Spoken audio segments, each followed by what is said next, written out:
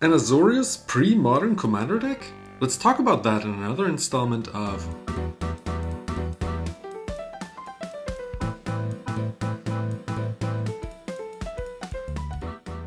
Think Outside the Deck Box. Welcome back everyone, and this is finally my pre-modern Hanna Ships Navigator deck. Let's quickly look at her stats. For 3, so 1, a white and a blue, you get a legend. I think Human Artificer it is today. A 1/2 creature that for, again, 1 white and blue and tap, you can return an artifact or enchantment from your graveyard to your hand. And with the big pre-modern hype, I thought, why not show this deck off now? Maybe you got an old collection flying around at home and you want to build this deck as a little challenge. Or you're in the middle of playing pre-modern and want to build a pre-modern commander deck as well, and I will show you, yes, it is possible and it is quite playable, and you will surprise people with what this deck can actually do. I split this deck into different categories. As always, we have ramp, removal, and card draw to show you what pre-modern ramp actually looks like, and the same for the rest of these categories. Then we have a big combo pile. This is a combo deck, so we will win with infinite whatever you will see, as well as a tutor pile and some joker cards, some protection to make sure we can get as far as getting into these combos, and our pre-modern land base. Now without further ado, let's check out the ramp category here. We have Oath of Lieges. For 1 and a white, you get an enchantment, and at the beginning of each player's upkeep, they may see if they find a player that has more lands than them, point at them and get a basic land onto the battlefield, untapped even. This is a nice political card.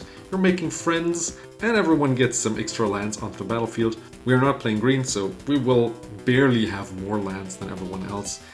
Most of the time we will use this card, and opponents will also like us more when they are allowed to do this. A Soaring Classic Inclusion. This was in alpha, so it is pre-modern. By the way, pre-modern, for those who are really new and don't know what that is, that means all the cards with the old frame. So all cards from Scourge and downwards, so until alpha, you can include all of these cards. No newer ones, so no Smothering Tithe and the yucky ones that everyone plays these days. We have Mana Vault here. I think our first game changer it is today. Next up we have Mindstone, classic ramp card, a Mox Diamond, which is also a game changer ramp card. We have Felwar Stone, as well as a Star Compass, I think it is in English. You could also include the white diamond if you wanted to. I included the compass because it gives one of either color. We have Voltaic, which is nice because it could, for example, untap a Soaring for an additional mana, but it could also untap a Grim Monolith, so we don't have to pay for it. Or again, the Mana Vault, it could also untap if you wanted to do that, as well as a Basalt Monolith. Both of these could also go into the combo pile, but first and foremost they are ramped, and then later we try to maybe win with those. Next up, removal, and yeah, you've already seen quite some value. This removal pile should bust the bank even further, but you don't need the very expensive cards actually. So Karmic Justice, let's see what it does.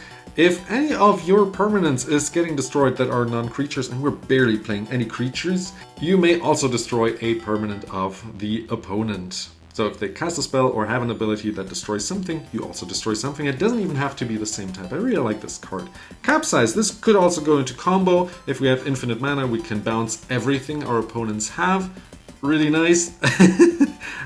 We try to always pay the buyback costs. We could bounce lands, keep that in mind. So a really nice and versatile card. Even if we're attacked, this could also go into protection. Very versatile. Aura of Silence. It is a stacks piece, increases the mana cost of artifacts and enchantments of our opponents, and we can even use it as removal for later. We have Swords to Plowshares, again was an alpha, and this is a white border version. We have Force of Will, which was first printed in Alliances and is a solid counter spell. We have Absorb. We also play the classic counter spell, obviously. We have Pendrell Mists, which has the effect from the Tabernacle at Pendrell Vale, which I both play. And yes, this is my most expensive card in the deck. You don't need it, actually. This would be enough, and you can put in any other counter spell, for example. But I find it nice to have something against decks that go white with their creatures. At the beginning of each player's upkeep, they have to pay 1 per creature that they have. If they have a big token strategy deck now, they have to sack every creature that they don't pay 1 mana for at the beginning of their upkeep. Both of them really mean. And pre-modern board wipes, if you want to call them that. They will keep their most important creatures, obviously, but then we're playing a couple board wipes. Evacuation is an instant board wipe, really nice, keep that in mind. And then we have Winds of Wrath and Wrath of God.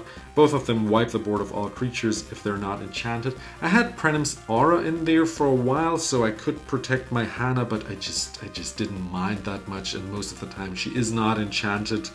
And most of the players don't play a big Aura deck. If they do, make sure you get a deal or not beaten up by that player. Otherwise, just replace it with another board wipe if you want. We have Attunement, which is a card that recently went up because of Premodern. This is a nice card in combination with Pursuit of Knowledge, which says you can skip draws to put a counter on it. And if you have 3 counters on it, so you skip 3 draws, you actually draw 7 cards and sacrifice it. And both of these cards allow you to draw 3 cards. But even if you don't have Pursuit of Knowledge out, Attunement just gets you quicker through the deck to get the important cards out, and you can use Hanna to get Attunement back if you actually discard it. And Arcanus actually can return itself, so it can protect itself. Make sure that if you cast it, you can also pay the 4 mana to bounce it back, because it has a big target on its back. Allowing you to draw 3 cards is very powerful. We talked about Pursuit of Knowledge. Scroll Rack does not draw you cards, but actually filters your hand, so it's really nice. Could also go into the Joker category. I put it here. It does not draw, but it replaces the top cards of your deck with cards that you exile from your hand and then put on top of the library afterwards. So you just replace, and then maybe you have an ability to tutor or fetch your deck to actually shuffle it and put the cards away that you put on top that you might not need. Howling Mine in here, just a nice political card similar to the Oath of Lieges that we saw earlier. With Rhystic Study, another game changer, but again, we're playing pre-modern, so the entire deck will not have the strongest cards that you normally see, but weird combos that people might have forgotten about. We also play Mystic Remora, obviously. Eternal Dragon to filter for a Plains. We can even fetch for a Tundra, actually, because it fetches for a Plains card. Keep that in mind. Later on, we can get it out of the grave for 5 and play it as a 5/5 attacker blocker if we wanted to. I think I never did that, but it's a nice way to filter for the land that we actually need. With land tags, again, filters our lands, makes our deck thinner of basic lands. We're playing 16 in total, but there are also 18 non-basic utility lands that we're playing, so keep staying around till the end. Brain Geyser and Stroke of Genius both allow us to draw a whole bunch of cards equal to the amount of X that we pay in there. We could even draw out an opponent, but most of the time we will just draw, let's say, 70 cards, draw a whole library and win from then on, because we don't want counter spells for our opponents. We have Deep Analysis, allowing us to draw 2 cards and later on draw another 2 by paying 2 and paying 3 life. We have Standstill, which is a beautiful card. The next player that actually casts a spell when this card drops causes it to sacrifice itself, and then everyone else draws 3 cards. And there will be a player that breaks the silence. Normally we make sure that we are protected with protection cards and then cast Standstill, so we don't get beaten up by anyone else and forcing us to actually sacrifice the Standstill for a spell that we cast. We don't want to do that. Windfall, classic card draw card. If we have an opponent that has even more cards than we do, we draw that many cards, and it's also nice and political. A beautiful blue wheel, I'd say.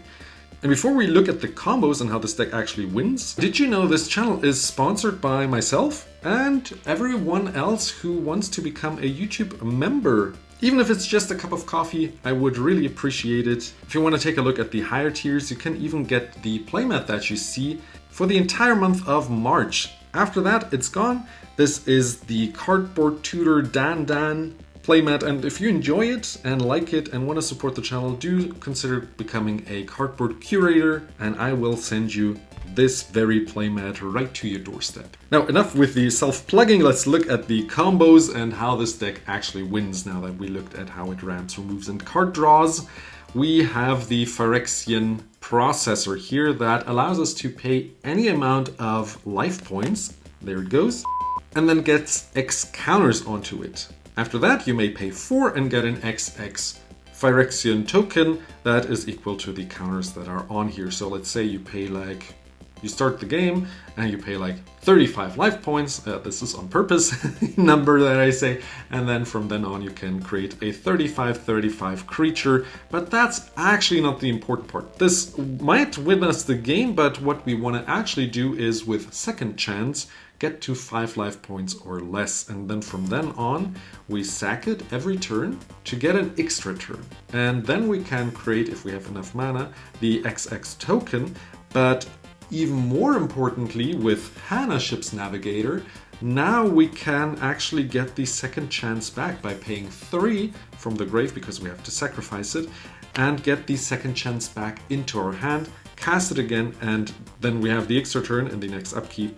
We untap our commander and sack the second chance to get another turn and another token if we have enough mana. So this is one of the win cons how this deck can win.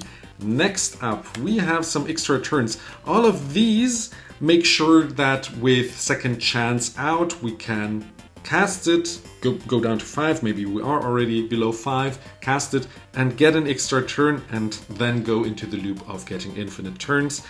These might just make sure that we get another turn and get the stuff that we might want to need, but I don't think there is a way to infinitely loop infinite turns, just so you know. Rocket Launcher is next, which is another win con, and not many people know that exists. For 4, you may pay 2 mana to deal 1 damage, but not at the time that you cast it, so 1 turn later, so an opponent's turn, and then at the end of turn, the Rocket Launcher is sacrificed. So how do we win with that, you ask? Maybe with Power Artifact and then a Grim Monolith. We cast Power Artifact onto Grim Monolith. Let's put the cards aside for a sec. Power Artifact enchants an artifact to reduce the activated ability costs by 2. So we enchant the Grim Monolith, and Grim Monolith has an ability to untap itself for 4 because it doesn't untap otherwise, and then it taps for 3 mana. So we tap it for 3, enchant it with the Power Artifact, which reduces the untap costs by 2. So we net 1 by untapping it, and then we infinitely tap and untap it to create an infinite amount of mana to deal an infinite amount of damage. The same works with Basalt Monolith instead of the Grim Monolith, because it has the same effect, allowing you to untap it for 3 and now for just 1 mana. So this is why I earlier said that these two are also combo pieces, and this is another way that this deck can win. And then we have our last combo for today, Parallax Tide.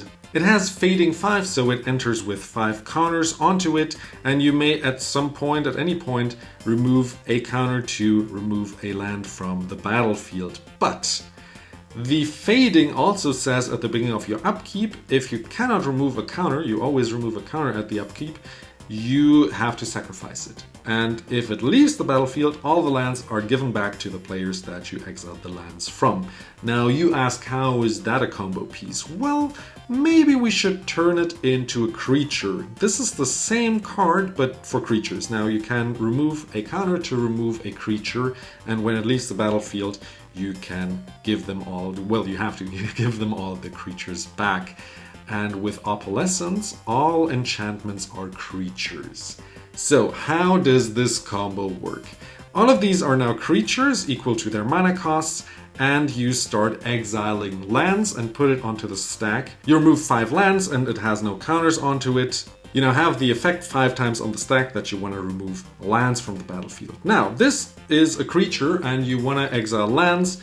You use Parallax Wave now to exile the Parallax Tide in response to the 5 effects on the stack. Now, then you have to give back all the lands. But you didn't exile lands yet because it's still on the stack. So this goes away, it is exiled here, and the lands are now exiled and gone forever. There's a nice stack manipulation, and they never did that after Innistrad, I think, with the Fiend Hunter, I think it was, that has the same split effect, and now it's just until it leaves the battlefield. And from then on you can start exiling lands, because Parallax Wave is also a creature. Now let's exile Parallax Wave for itself, and it comes right back, because now that you exiled it, it left the battlefield and it comes right back and brings you back the Parallax Tide, and you can start the loop all over. Now, all the lands are gone. You still haven't won, right? Well, you can still exile all creatures as well. Now, there's another loop that you can do with Opalescence out. We put the Tide away because we now know that we can exile all the lands with this loop. We can also exile all the creatures. Now, how does that work? We put the effect 4 times on the stack, exiling a creature on the battlefield that we want to get rid of, but we don't resolve it yet. Then we exile itself, which gives back all the creatures that we have taken up until now, but we haven't, so it goes away, it comes back with 5 counters, then we resolve the 4 exiling creatures effect, and these are gone forever with the old Parallax wave on the battlefield. Now we can exile all the creatures. These loops work with each other. You could also stack it that you can do everything at the same time, but it's just easier to do it lands first and all the creatures, but if you want to do it at the same time, you can also stack it so that you can exile both. Now, Opalescence also says that all enchantments are creatures. We can also exile all the enchantments if we want to, and pretty much nothing will be left on the battlefield except for artifacts, planeswalkers. That's pretty much it, right? So, how do we win? Well, I mean, you pass the turn and no one else has anything. We have all the lands, all the stuff here. We can exile every land that they play at instant speed. We can exile every creature that they play at instant speed. How are they going to win? If they have a win con with just artifacts, I guess they win. But otherwise, they give up, or you take a couple more turns, exile everything that they have in regards to lands, artifacts, and creatures, and find another win con if they really want to play along and keep the game running. Now, if that wasn't mean enough for you, let's look at all the Joker cards and tutors that we have here. The first batch is for cards that are in the graveyard, and yes, we have Hanna that can give us all the artifacts and enchantments back that we might lose or get milled. But sometimes we might not have her on the battlefield, or sometimes we might need an instant or sorcery card from the graveyard, maybe an extra turn, you name it. You saw a couple here, maybe another board wipe. A Givian Find for just 1 mana gives you an artifact or enchantment, so it's cheaper than Hanna. Really nice card in any deck, not only pre-modern. And we have Monk Idealist, which gives you an enchantment back from the graveyard to the hand, just to replace Hanna also, or maybe we need a second one in 1 turn. Transmute Artifact is another expensive one that lets you second artifact to get any artifact onto the battlefield, and if it costs more, you have to pay the difference. So this again could give you a Basalt Monolith if you already have the power artifact, a classic Mana Rock, the Phyrexian processor that you saw earlier here to get the other combo going. So it's really versatile. Here we have Academy Rector that gets you a enchantment onto the battlefield right when it dies and you exile it. So again, gets you the combo piece that you need to assemble at any given time. Long-term plans is a fair demonic tutor, putting the card that you tutor for 3rd from the top, so in 3 turns you might find the combo that finishes out the game.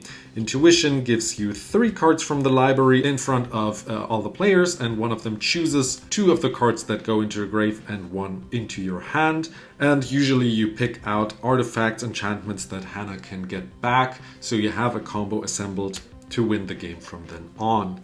And Line Tutor puts an artifact or enchantment on top of your library. Grinning Totem now goes out of the pre-modern sphere and allows you to tutor up any card from an opponent. So maybe, I don't know, a Blightsteel Colossus, Smothering Tithe, you name it. Cards that are really mean and might win you the game, you can now pick out of an opponent. Maybe an Underworld Breach, I don't know. some mean card.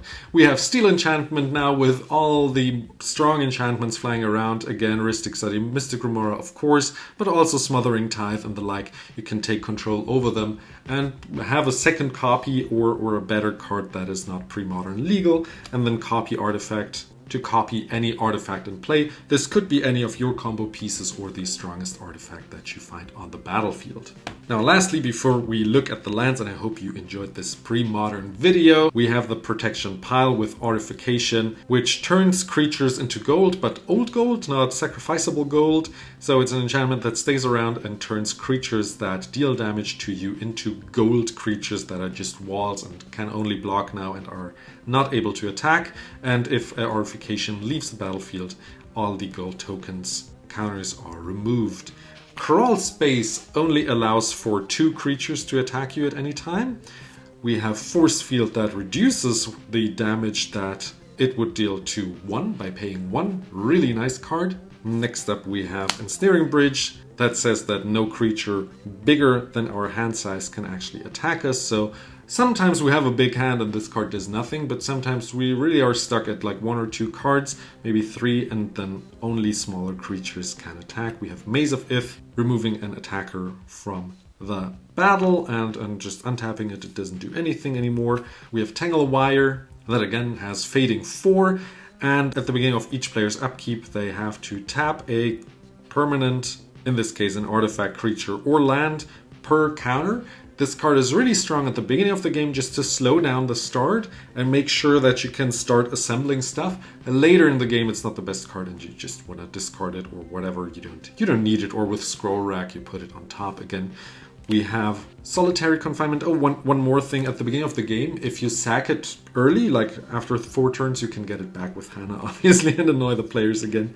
Solitary Confinement, just to protect you from all the damage. You do not draw cards anymore, but we have several ways to draw extra cards. And again, Hanna can also give us cards back from the grave. Even if this gets destroyed, it can also give it back. But maybe we have all the stuff that we need in the graveyard and we just need some protection. We can't get any damage dealt, and also we cannot be the target of spells or abilities anymore. And now lastly, the land pile with Tundra, obviously the only dual land that we can play and fetch. We have Windswept Heath. Now you say, hey, where's the Flooded Strand? I'm sorry, I only have a Windswept Heath. Yes, the deck is very expensive, but I only have Windswept Heaths. Yes, if you want to make it a little stronger, just like the 0.1% stronger, put in a Flooded Strand to be able to also get a blue out of your deck. Skycloud Expanse, a dual land, Adakar Waste, a dual land Pain Land, another, well, Pain Land, City of Brass. Then we have a Thawing Glaciers, which gets you a basic land every other turn. Really nice card in my opinion to thin out your deck again. Reflecting Pool. Now these are not always dual lands, but most of the time. With Meteor Crater, which is dependent on permanents that you have, of colored permanents. Ancient Tomb, obviously. Temple of the False God. Just usual pre-modern land base. We have Strip Mine and Wasteland just to make sure that Chaos Cradles and other strong cards like Sarah's Sanctum from our opponents might be able to be destroyed. If you want to put in a Mishra's Workshop, if we have the coin, also at that, obviously, because we play a whole bunch of artifacts. Secluded Steppe and Drifting Meadow, both of them are cycling lands to replace themselves. We have Cephalid Colosseum to also be a little brainstormy kind of. You draw 3 and discard 3. It's also Pain Land, so usually we play it for the second ability at some point, just to filter out our hand. We have another 2 cycling land, and now I do want to hear from you. Which pre-modern cards would you have included in such a pre-modern Hanna deck? Do let me know in the comments below. Again, if you want to support this channel further, well, do watch another video, subscribe and like and all this stuff. But if you really are looking to get a fresh cardboard tutor playmat, do consider becoming a cardboard curator until end of March to get the Dan artwork playmat for your own. And now, I wish you a beautiful day, stay combo-tastic, and I'll see you in another video. Bye bye!